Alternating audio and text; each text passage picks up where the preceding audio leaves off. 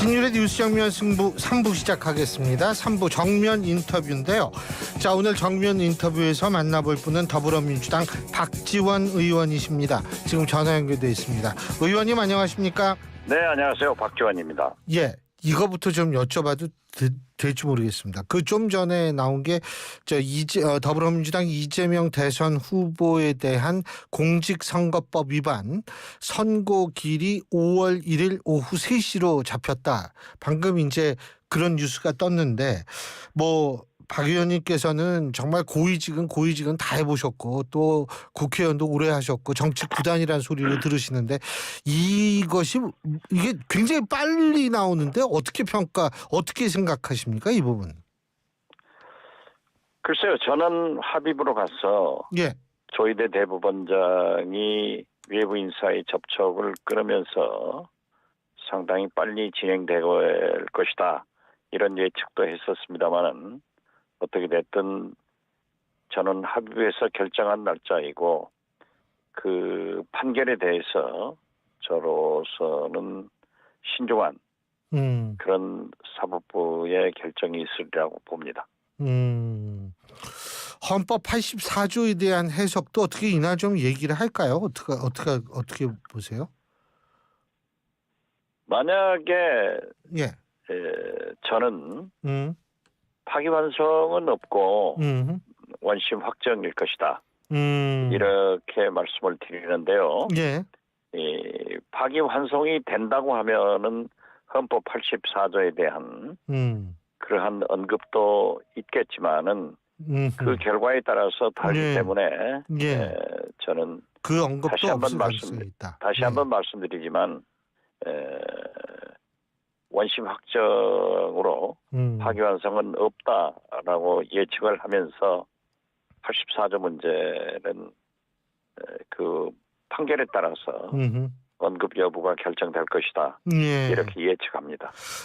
자, 그리고 이거는 딴 정당 얘기지만 오늘 국민의힘 2강 경선 결과가 나왔습니다. 어떻게 보십니까? 저는 2강 결과는 한덕수 대행이 굉장히 출마를 하지 못하는 그러한 결정을 가속화시켰다. 이렇게 봅니다. 왜냐하면은 정확한 투표수는 나오지 않았지만 일반적으로 예측들은 한동훈 후보가 더 많은 지지를 받았지 않겠느냐. 그렇다고 하면은 이미 당원들이나 국민들은 그래도 보수층에서는 한번 자웅을 겨뤄보자. 김문수 후보는 무조건 단일화하겠다는 거 아니에요? 예.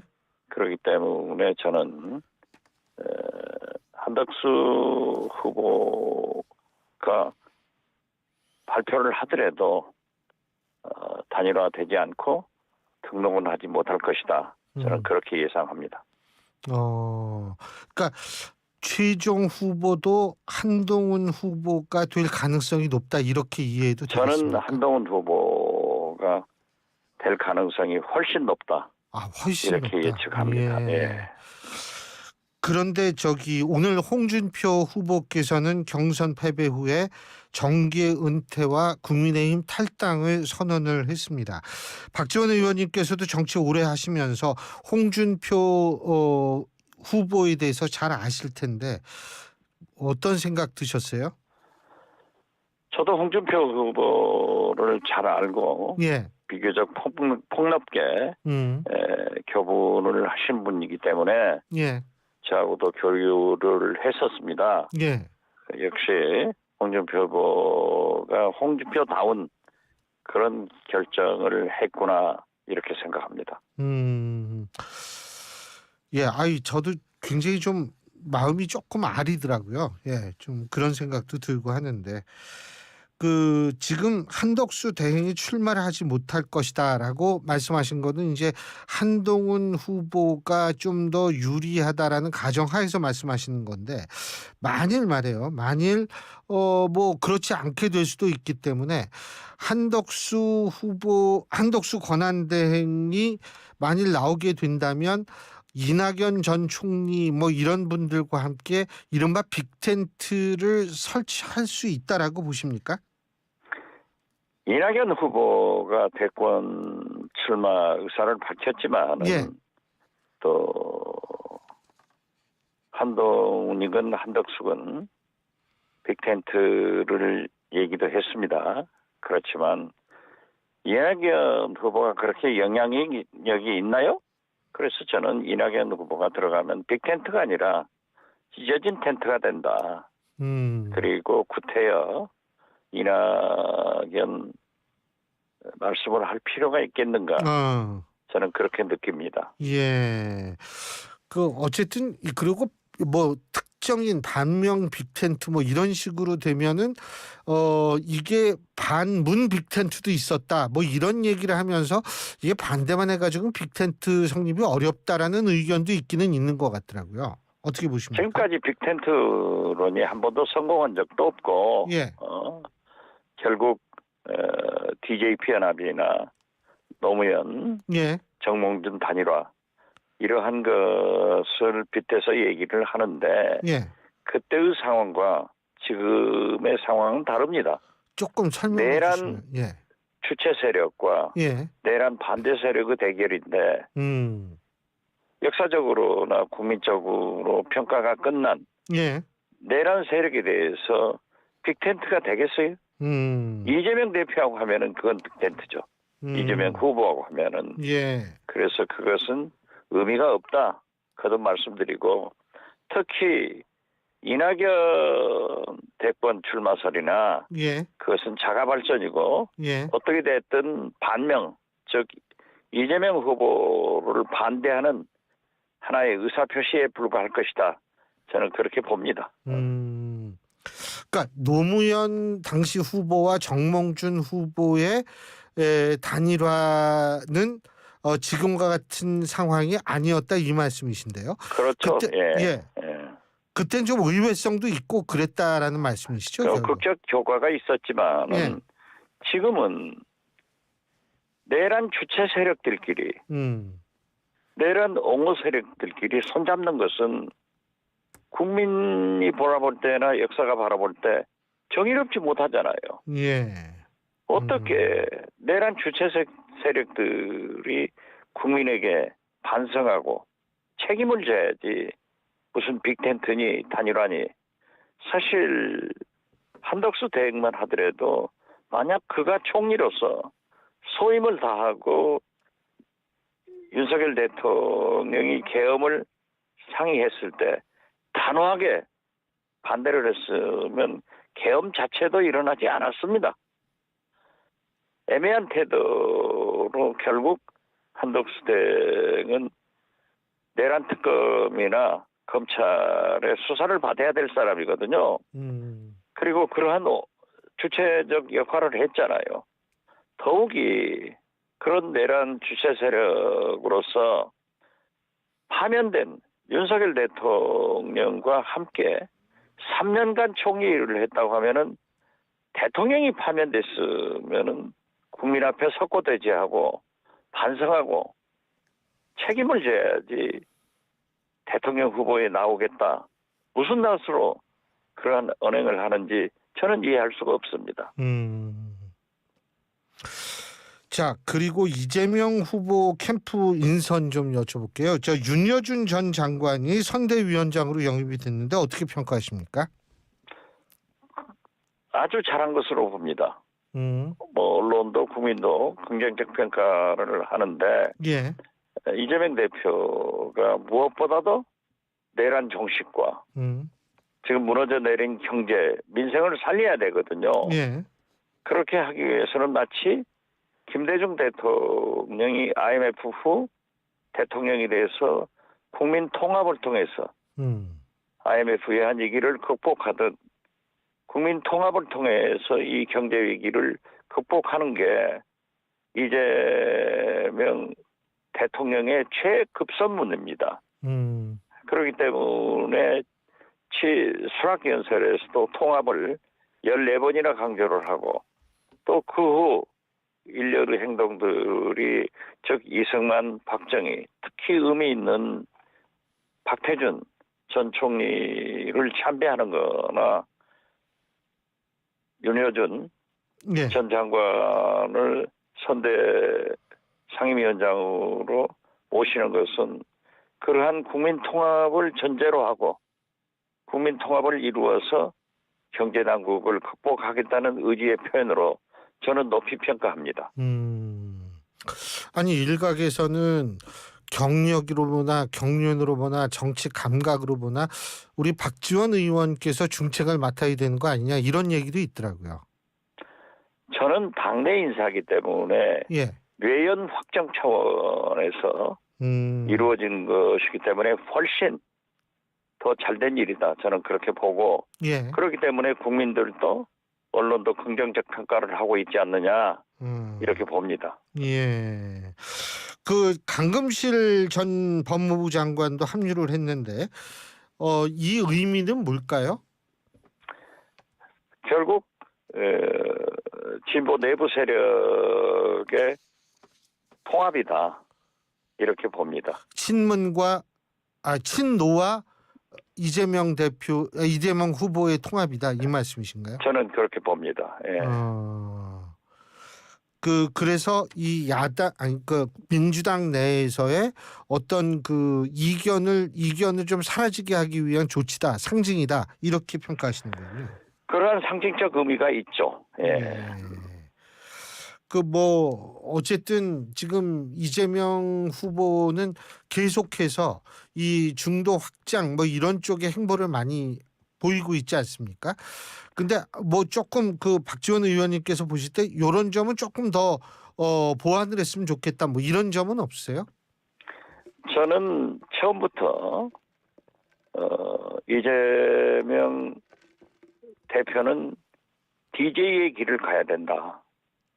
이런 것을 강조했습니다. 예. DJ를 제가 맨 먼저 정의를 할 때 정체성을 모른다고 하면은 나는 중도 보수라고 본다 했는데 지금 보수 세력들이 완전히 분열됐지 않습니까?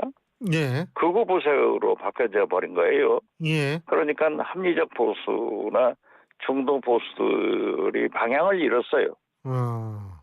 그런데 이재명 대표가 중도 보수를 깨안음으로써 외연이 확장되고 우리 민주당의 스펙트럼은 그만큼 넓어졌지 않습니까? 그러나 김대중 대통령이 그러하듯 이재명 대표도 우클릭도 하면서 아래로도 클릭해라. 그래서 소외계층과 약자를 보듬고 가는 함께 가는 그러한 정체성을 정립하는 게 좋고 그러한 나라로 이끌고 가는 것이 좋다. 저는 그렇게 생각해서 우클릭과 아래로 이클릭을 병행하는 것이 이재명 대통령이 성공하는 길이다. 이렇게 생각합니다. 예. 참. 그리고 의원님하고 정대철 헌정회장하고 잘 아시죠? 잘 알죠. 예. 예. 근데 지금 정대철 회장께서는 한덕수 이 권한대행과 이제 조만간 만난다 이런 얘기 나오거든요. 이거는 어떻게 평가하고 계십니까? 제가 전화를 해봤는데요. 예. 한덕수 대행이 고등학교 동문들 아니에요? 예. 그렇기 때문에 오겠다고 해서 만나겠다. 그렇지만은 한덕수 대행이 나온다고 해서 무슨 지장이 있겠느냐 하는 뉘앙스의 말씀을 하더라고요.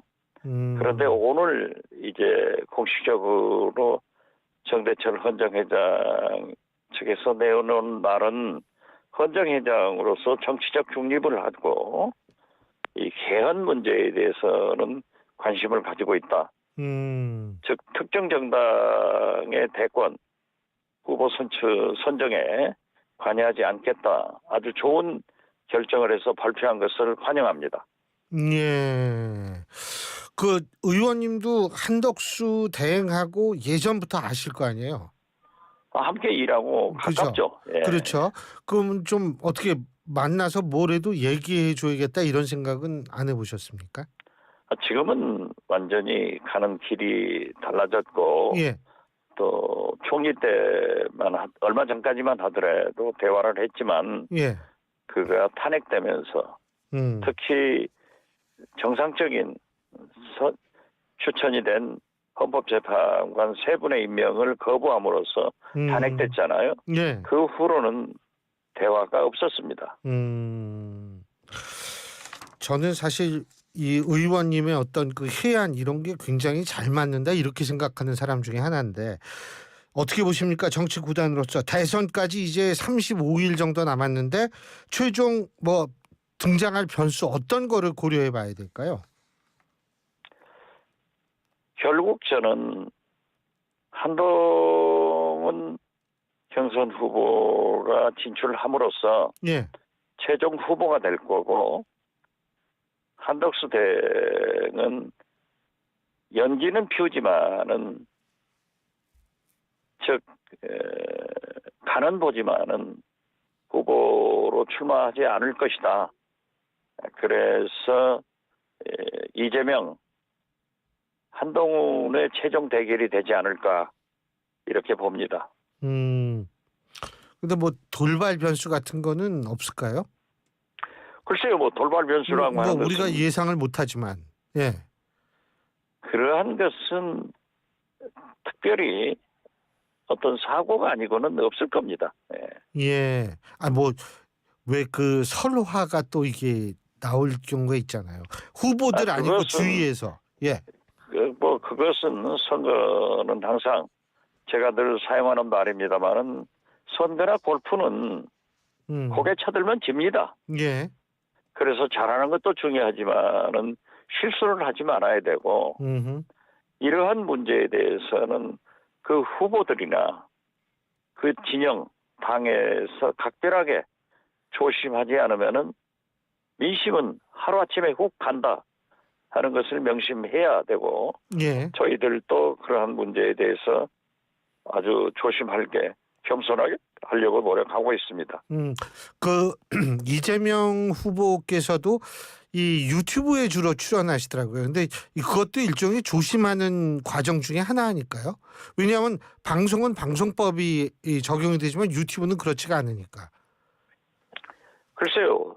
지금 뭐 원체 유튜브가 강하기 때문에 예. 최근에 와서는 저도 여러 방송에 출연하지만은 저를 만나는 국민들은 시민들은 유튜브에서 보았다고 하지 아 그래요? 어떤 TV에서 보았다 이런 얘기를 하지 않아요. 예. TV에 출연한 것도 라디오 출연한 것도 다 유튜브로 나오잖아요. 그렇죠. 예, 그럼요. 그러니까 다 유튜브가 요즘은 방송의 대명사가 됐더라고요. 그렇군요. 알겠습니다. 뭐 하여간 아유. 지금 우리 예. 신율 교수하고 저하고 이런 정면승부 인터뷰 하더라도 동시에 그럼요. 유튜브로 생중계되고 예, 예. 또 그 기록이 나오잖아요. 아, 당연하죠. 예. 그렇기 때문에 동시 접속하는 사람도 있고 지금 라디오를 듣는 분들도 계시지만은 나중에 유튜브가 보시는 분들도 훨씬 더 있죠. 많이 봐요. 그렇죠. 예. 예.